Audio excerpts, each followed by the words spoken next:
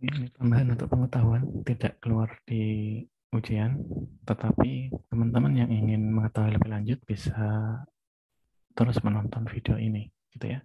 Ya, klasifikasi lipid, mohon maaf, klasifikasi lipid seperti yang tadi kita bahas bahwa lipid itu sudah kita klasifikasikan seperti tadi ya, lipid majemuk atau kompleks, ada lipid sederhana dan ada turunan lipid. Akan tetapi ketika kita bicara mengenai klasifikasi, ada juga yang mengklasifikasikan berdasarkan hal lain, beda klasifikasinya ya, kita bagi-bagi lagi.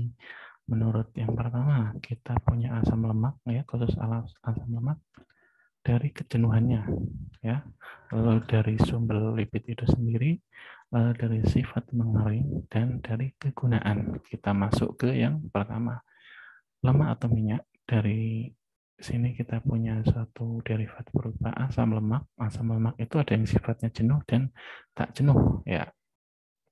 Yang jenuh yang gimana? Jenuh yang tidak memiliki ikatan rangkap. Tidak ada, kalau tidak jenuh ada ikatan rangkapnya ya. Oh, oh. Bedanya ya, ini teman-teman juga sudah tahu lah ya, sudah banyak dibahas. Itu berdasarkan kejenuhan asam lemak. Yang kedua, sifat mengering, bahwa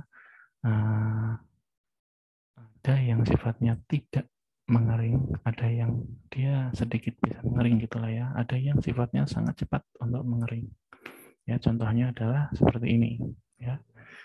Yang atas adalah tidak mengering, yang tengah setengah mengering dan yang bawah mengering. Contoh-contohnya adalah yang kanan ini ya. Contohnya minyak zaitun, minyak biji rapi, biji mustard, atau minyak sapi itu nggak mau mengering. Nah, untuk minyak yang mengeringnya lebih mengering tapi nggak cepat, lambat ya. Minyak biji kapas, minyak bunga matahari gitu ya. Lalu ada juga yang sangat cepat mengering seperti minyak kacang kedelai, minyak karet gitu ya. Nah, ini dari sifat mengeringnya. Oke, beda dengan enggak, nanti aja lah ya. Oke, selanjutnya lemak dari sumbernya, dari sumbernya bisa dari tanaman atau dari hewan ya. Contohnya banyak ya. Ini enggak cuma ini ya, dari biji palawija, minyak jagung, minyak kelapa sawit ya kalau yang dari tanaman. Kalau dari hewan itu ada lemak susu, ada lemak sapi, ada minyak ikan sardin, minyak ikan paus, minyak hati ikan, kod, dan berbagai macam. Dari tanaman juga ada olive oil, palm fruit oil, minyak kelapa, coconut oil, dan banyak sekali ya. Jadi ini nggak penting, tetapi penting untuk dicatat, bukan penting untuk dihafal gitu ya. Nah, selanjutnya yang keempat adalah minyak. Berdasarkan kegunaan, ada yang sifatnya sebagai gunanya untuk minyak mineral, yang ini kaitannya dengan minyak bumi ya. Lalu ada minyak nabati atau hewani dan minyak atsiri. Nah, ini yang sangat berbeda, bahwa minyak di sini itu sangat sangat sangat mudah untuk menguap gitu ya, bukan mengering tetapi menguap ya, bedakan.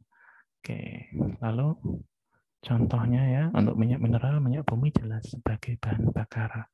Minyak nabati 11 untuk bahan makanan manusia. Nah, untuk yang minyak atsiri nanti yang akan kita bahas di pertemuan selanjutnya itu banyak untuk obat-obatan. Minyak menguap ini maksudnya pada suhu dan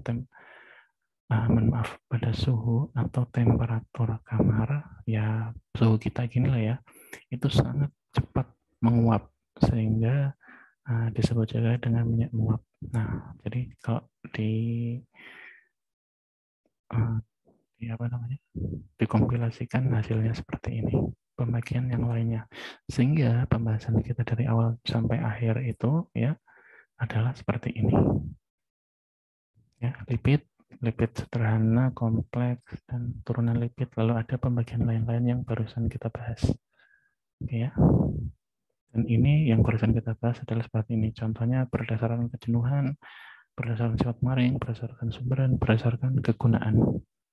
Oke, baik, terima kasih atas perhatiannya. Kurang lebihnya saya mohon maaf. Semoga bisa bermanfaat ya. Terima kasih. Saya akhiri. Assalamualaikum warahmatullahi wabarakatuh.